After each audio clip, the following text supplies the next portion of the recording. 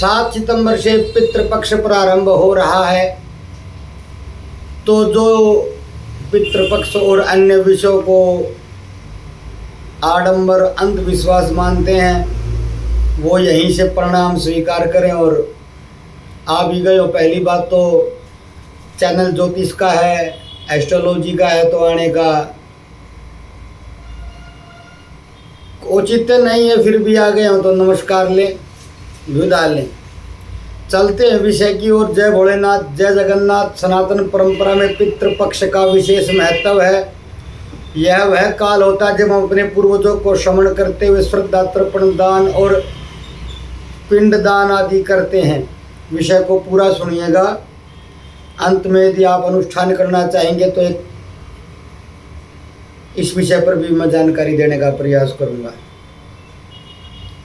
शास्त्रों में कहा गया मनुष्य अपने पूर्वजों के ऋण से कभी मुक्त नहीं हो सकता, इसलिए इन दिनों उन्हें जल और अन्न अर्पित कर उनका आशीर्वाद प्राप्त करना धर्म का एक महत्वपूर्ण अंग माना जाता है। इस वर्ष 7 सितंबर 2025 से पितृपक्ष श्राद्ध पक्ष का आरंभ हो रहा है और मैंने ये अनुभव किया है कि पितरों पूर्वजों की कृपा बहुत से कष्टों से जातक को बड़े दूर रखती है। पितरों की कृपा और कुल देवता कुल देवी की कृपा का महात्म्य असीम है। शास्त्र कहते हैं कि प्रत्येक जीव 3 प्रकार के ऋणों से बंधा होता है, देव ऋण, ऋषि ऋण और पितृ ऋण। इनमें पितृ ऋण का निवारण श्राद्ध कर्म द्वारा संभव होता है। पितरों की तृप्ति से वंश में सुख समृद्धि संतति वृद्धि और रोग निवारण होता है। श्राद्ध काल में किए गए दान पुण्य से साधक की आत्मा भी शुद्ध होती है। शास्त्रीय प्रमाण है श्राद्धेन पितरः तृप्ताः पितृभयः देवताः तृप्ताः। अर्थात श्राद्ध से पितृ तृप्त होते हैं और पितरों के तृप्त होने से देवता भी संतुष्ट होते हैं। महाभारत अनुशासन पर्व में भी ऐसा ही कुछ प्रमाण दिया गया है। सामान्य नियम वही निभाने चाहिए जो आपके कुल की परंपरा है, जैसी भी है। ब्राह्मण को बुलाकर भोज कराते हैं तो वो करे। जिसका श्राद्ध है पूर्वज का, उसके किसी भांजे या नाती को बुलाकर करते हैं तो वो करे। जैसी कुल परंपरा वो करे। अंत में मैं बताऊंगा अपने तरफ से 2 बातें, वो अवश्य करें। पितृपक्ष में विवाह, मांगलिक कार्य, उत्सव आदि वर्जित माने जाते हैं। मांस, मदिरा, विलासिता और असत्य भाषण से पितृपक्ष के दौरान बचना चाहिए। यह स्मरण पितृपक्ष कराते हैं कि हमारी आत्मा अकेली नहीं है, वह पूर्वजों की परंपराओं से जुड़ी हुई है। उनके प्रति कृतज्ञता व्यक्त करना और श्राद्ध करना केवल धार्मिक कर्तव्य नहीं बल्कि नैतिक कर्तव्य भी है। अब हम चलते हैं ज्योतिषीय विषय की ओर। ज्योतिष और पितृपक्ष के संबंध का वर्णन करना चाहूँगा। सूर्य और चंद्रमा।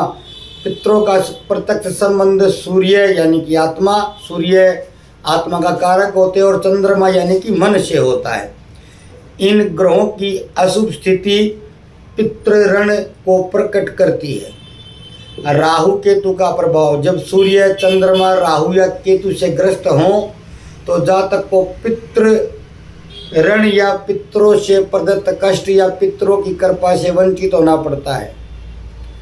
नवम भाव जो कि धर्म और भाग्य का भाव होता है। नवम भाव में ग्रहों की अशुभ स्थिति पितृ ऋण को प्रकट करती है। पंचम भाव पितरों का प्रतिनिधित्व करता है। यहाँ राहु केतु या शनि का अशुभ प्रभाव वंश परंपरा पर प्रभाव डालता है। एक बात याद रखना, मैंने अब तक पितृदोष का वर्णन नहीं किया, पितृ ऋण का वर्णन किया है। पितृदोष जो आजकल चला हुआ है उससे मैं इत्तेफाक नहीं रखता हूँ, उसका मैं समर्थन नहीं करता हूँ। हर विषय में पितृदोष घुसा देना बकवास की बात है, फालतू की बात है। विषय की ओर चलते हैं। मेरा मन नहीं किसी का विरोध करूं, बस मैंने इशारा दे दिया है, संकेत कर दिया है। ज्योतिष शास्त्र मानता है कि पितृपक्ष में किए गए श्राद्ध और तर्पण से अशुभ ग्रहों की पीड़ा शांति होती है। सूर्य ग्रह की शांति हेतु तिल तर्पण और अर्घ्य, चंद्रमा को प्रसन्न करने हेतु दूध चावल और जल का अर्पण, राहु केतु से मुक्ति हेतु पिंडदान, ब्राह्मण को दान, सामग्री का दान। पितृपक्ष में सूर्य देवता को नित्य अर्घ्य अर्पित करें, पितरों के नाम से निर्धन को भोजन कराएं, गौ माता को हरा चारा और कुत्ते को रोटी देना लाभकारी है। पितृ देवता से जुड़े मंत्रों का जप भी लाभ देता है। ज़्यादा नहीं कर पाए तो ओम पितृ देवता भ्यो नमः का ही जाप कर सकते हैं। घर में नित्य तुलसी पूजन और दीपदान से भी लाभ होता है। पितृपक्ष में शेष बची पूरी या अन्य तले हुए पदार्थ गौ माता को खिला दिए जाते हैं। इससे सर्वथा बचना चाहिए। पुण्य की बजाय पुण्य की अपेक्षा पाप का भागी बना सकती, क्योंकि सभी लोग पूरियाँ खिलाते हैं। गौ माता को हानि होती है, कई बार मृत्यु हो जाती है। इस बात को मैं हर पितृपक्ष की वीडियो में बताता आया हूँ। इस विषय में सावधान रहें, सचेत रहें। पूरियाँ गौ माता को न खिलाएं, उनको हरा चारा खिलाएं। और यदि आपके परिवार में कुल में परंपरा है कि गौ माता को भोजन दिया जाता है, तो थोड़ी मात्रा में, कम मात्रा में, अल्प मात्रा में देकर और उनको वो भोजन कराएं जो उनके लिए उपयोगी है, जो उनके लिए बना है। चारे की व्यवस्था कराएं या अन्य ऐसे भोजन। अब हम चलते हैं कि किस किस दिन कौन कौन सा श्राद्ध होगा। पूर्णिमा का जो श्राद्ध होता है वो 7 सितंबर को होगा। प्रतिपदा का श्राद्ध 8 सितंबर सोमवार को। द्वितीया का श्राद्ध 9 सितंबर दिन मंगलवार। पूर्णिमा का श्राद्ध रविवार को होगा। पूर्णिमा का बताना भूल गया था। प्रतिपदा का श्राद्ध 8 सितंबर सोमवार। द्वितीया श्राद्ध 9 सितंबर मंगलवार। तृतीया श्राद्ध 10 सितंबर बुधवार। चतुर्थी श्राद्ध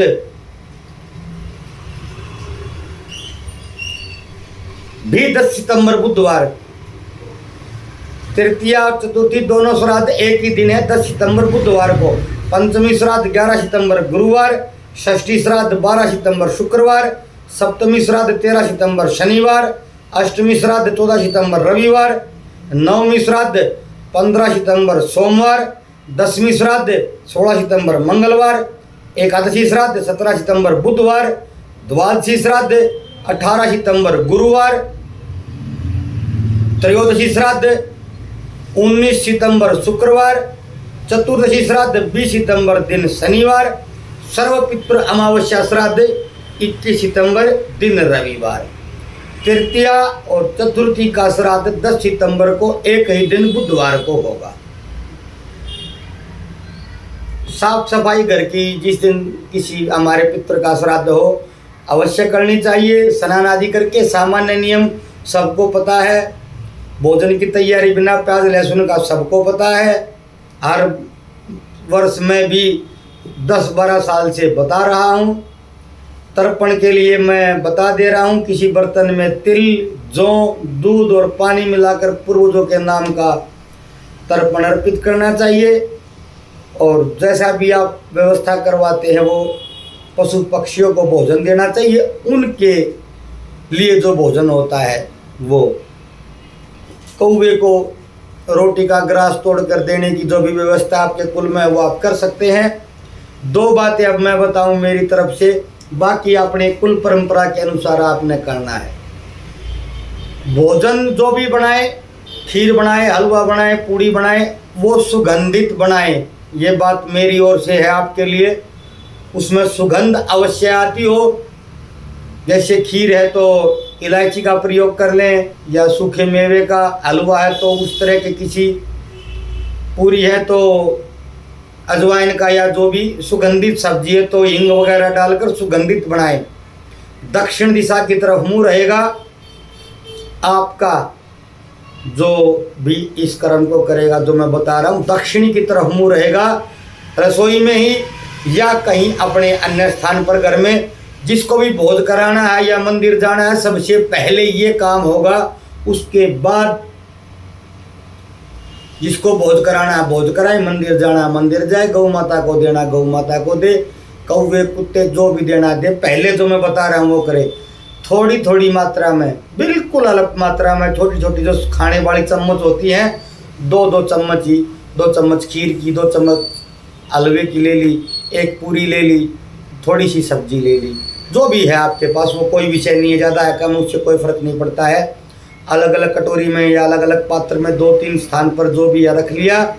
दक्षिण की तरफ मुंह करके दिया लगा दिया, सामान्य सरसों के तेल का या तिल के तेल का या घी का, इस बात से भी कोई अंतर नहीं पड़ता कि आपने दिया किस का लगाया है।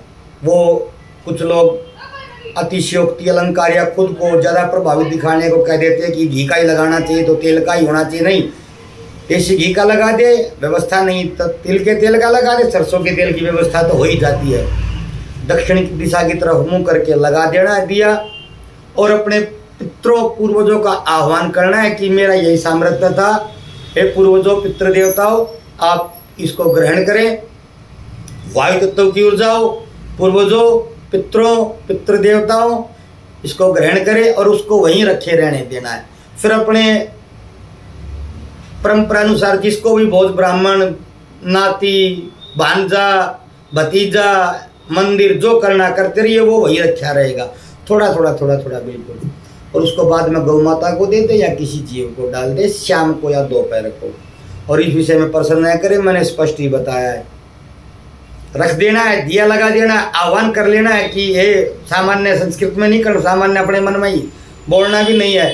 पूर्वजों पितरों मैं अपने सामर्थ्य अनुसार भोग रख दे रहा हूँ, आप ग्रहण कीजिए। बस फिर 2 घंटे 4 घंटे 6 घंटे बाद दोपहर के बाद उसको गौ माता को दे देना, कुत्ते को दे देना या किसी पक्षी को दे देना है। अब मंत्र जाप बता रहा हूँ, यदि आप अनुष्ठान करना चाहे तो, विधि नहीं बताऊंगा, यदि आपको पता है तो, और 1-2 को तो मैंने विधि भी बतानी है, तो ये मंत्र उन्हीं के लिए भी है। तो और कोई करना चाहे तो कर सकता है, अनुष्ठान न कर पाए तो जाप कोई भी कर सकता है।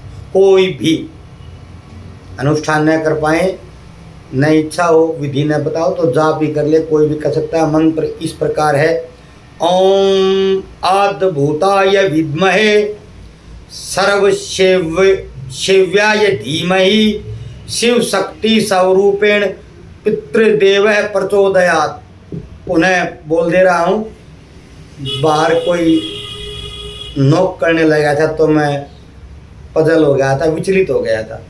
छोटा सा ऑफिस है मेरा, क्या करूँ अब मैं, मेरा द्वंद्व है ये। बाहर से किसी ने नोक कर दिया तो उसने बाद में कैमरा देखा तो वो चले गया, तब तक मैं पजल हो गया। ओम आद्भूताय विद्महे सर्वसेव्याय धीमहि शिव शक्ति स्वरूपेण पितृदेवः प्रचोदयात्। इस मंत्र का आप जाप कर सकते हैं। मंत्र और भी कई हैं, सामान्य सभी मंत्र अच्छे होते हैं, नहीं तो मैंने वीडियो के प्रारंभ में जो मंत्र बताया था, ओम पितृदेवताभ्यो नमः, इससे भी आप कर सकते हैं। जो उचित लगे वो कर सकते हैं, जैसा उचित लगे कर सकते हैं। मेरा कर्म था, मेरा कर्तव्य था बताना, मैंने बताया। शेष आप सबकी इच्छा है। आप सभी के पितरों की कृपा आप सब पर बनी रहे। सर्व पितृ अमावस्या से पहले मैं आपको यदि जरूरी लगा, आवश्यक लगा तो वीडियो बनाकर दे दूंगा। सर्व पितृ अमावस्या के अंतिम दिन सूर्य ग्रहण भी है, तो उसका वीडियो तो मैं आपको दूंगा ही दूंगा। चंद्र ग्रहण का वीडियो मैंने कल ही अपलोड कर दिया था। प्रथम पितृपक्ष के दिन चंद्र ग्रहण भी है और प्रथम श्राद्ध भी है, तो आप दोनों विषय में अपलोड कर दिए हैं। कल चंद्र ग्रहण का वीडियो अपलोड कर दिया था, आज ये पितृपक्ष का वीडियो अपलोड कर दिया है। अब आप अपने अनुसार देख लीजिए क्या करना है, कैसे करना है। शेष सब भगवान शिव के हाथ में है। इस मंत्र का जो मैंने बताया है आप सामान्य जप करिए, आपको लाभ होगा ही होगा। धन्यवाद। जय भोलेनाथ, जय जय श्री जगन्नाथ।